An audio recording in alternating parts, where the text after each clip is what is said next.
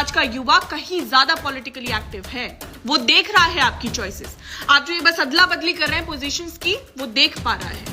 इसीलिए I am confidently saying ये सरकार आने वाले चुनाव हारेगी, अपनी नीतियों की वजह से, अपने इग्नोरेंस की वजह से हारेगी।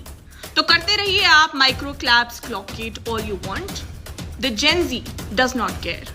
We need answers. We need real change. We do not need your cool nature. We do not need your pretension. At least, not in the parliament. दोगलापन देखना चाहेंगे? कल संसद की बहस में 35 साल के झूठ का पर्दाफाश हो गया। क्या? जब राहुल गांधी ने आरोप लगाया कि बच्चों पर गोली चली या पैलेट गन चला, उसकी लाइबिलिटी अमित शाह की है और अमित शाह को इस्तीफा देना चाहिए या हटना चाहिए। जितेंद्र सिंह खड़े हो गए, उन्होंने कहा कोई मंत्री ऑर्डर नहीं देता है, कोई नेता ऑर्डर नहीं देता है, ये ऑर्डर मजिस्ट्रेट देता है। मजिस्ट्रेट के ऑर्डर से पुलिस गोली चलाता है। ठीक है भाई, ओके। नमस्कार, स्वागत है आपका। मेरा नाम है विपिन बेबाक।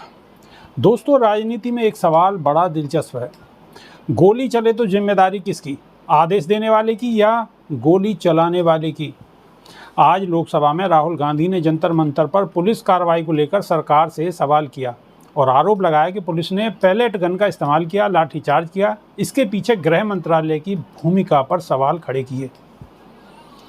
राहुल गांधी ने सवाल उठाया कि अगर गृह मंत्रालय के निर्देश पर पुलिस ने कार्रवाई की तो गृह मंत्री को इसकी जिम्मेदारी लेते हुए इस्तीफा देना चाहिए। लेकिन इसके जवाब में सत्ता पक्ष की ओर से तर्क दिया गया कि कोई मंत्री खुद गोली नहीं चलाता, पुलिस को आदेश और कानून व्यवस्था की जिम्मेदारी अलग स्तर पर होती है। अब दोस्तों, यहीं से कहानी दिलचस्प हो जाती है, क्योंकि यही सवाल जब बाबरी मस्जिद विध्वंस के दौर की घटनाओं को लेकर पूछा जाता है तो बीजेपी की राजनीति में इसका जवाब अलग दिखाई देता है।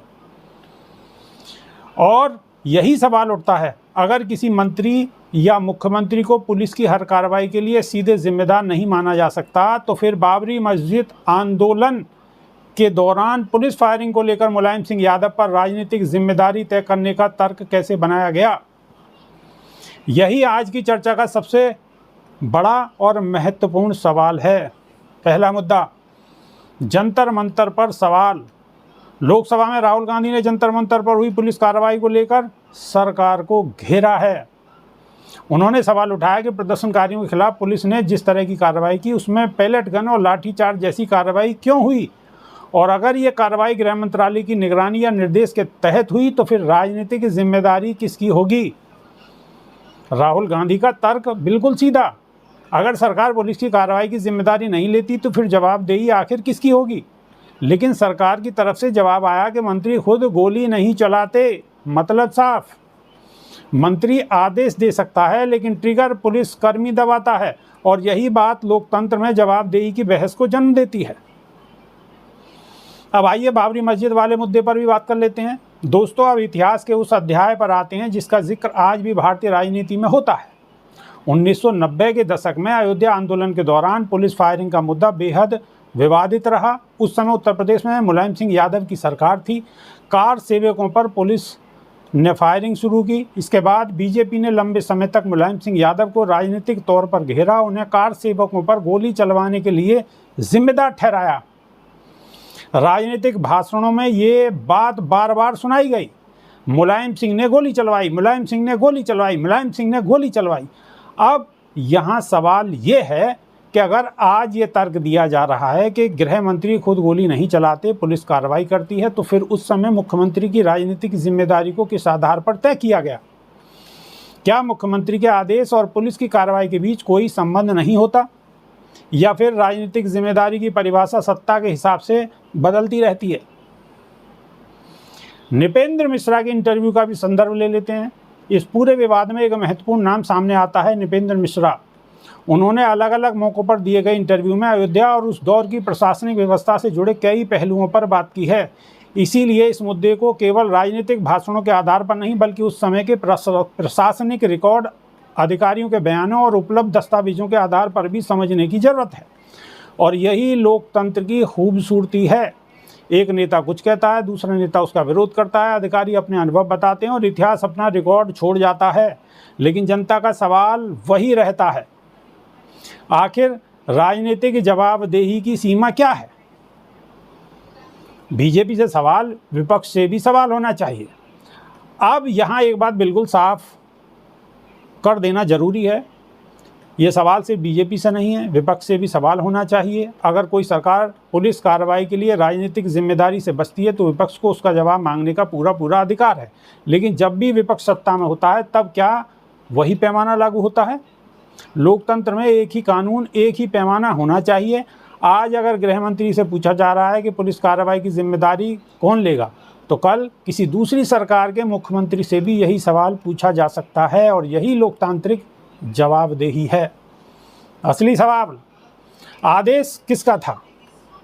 दोस्तों, पूरे विवाद को एक लाइन में समझ लीजिएगा। गोली किसने चलवाई, ये एक सवाल है। गोली चलाने का आदेश किस स्तर पर हुआ, ये दूसरा सवाल है। और राजनीतिक जिम्मेदारी किसकी है, ये तीसरा सवाल है। इन तीनों सवालों को एक साथ मिला देना सही नहीं होगा। अगर किसी पुलिस कार्रवाई में कानून का उल्लंघन हुआ है तो उसकी जांच अवश्य होनी चाहिए। अगर किसी अधिकारी ने गलत आदेश दिया है तो उस पर कार्रवाई भी जरूर होनी चाहिए। और अगर राजनीतिक नेतृत्व की भूमिका साबित होती है तो राजनीतिक जवाबदेही भी अवश्य तय होनी चाहिए। लेकिन बिना जांच के किसी को दोषी घोषित करना भी सही नहीं है।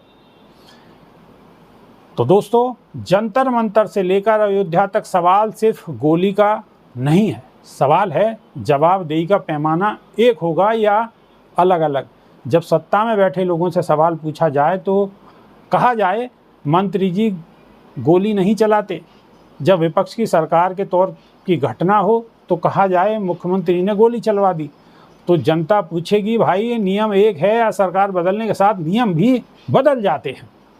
राजनीति में बयान बदल सकते हैं, सरकारें बदल सकती हैं, नेता बदल सकते हैं, लेकिन इतिहास के सवाल नहीं बदलते। और लोकतंत्र में सबसे ज़रूरी चीज़ है सवाल पूछने का अधिकार और जवाब देने की जिम्मेदारी।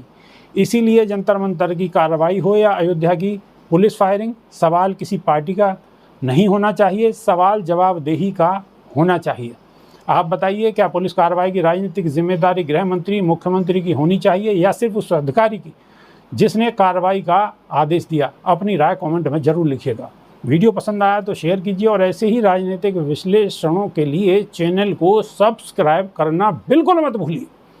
तो अभी के लिए सिर्फ इतना ही। बहुत बहुत शुक्रिया। नमस्कार।